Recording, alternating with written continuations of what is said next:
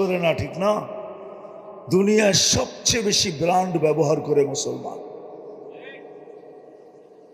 যদি শিক্ষিত হয়ে থাকেন তাহলে এখন নেটে যে সার্চ দেন, গুগলকে জিজ্ঞেস করেন যে দুনিয়ার দামি দামি ব্র্যান্ড কারা ব্যবহার করে, কাদের জন্য এই ব্র্যান্ডগুলা টিকা আছে।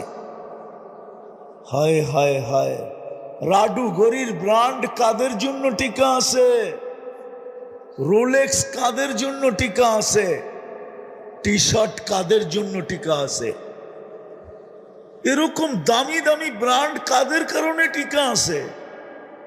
যান গুগলকে জিজ্ঞেস করেন ম্যাকডোনা কাদের কারণে টিকা আছে।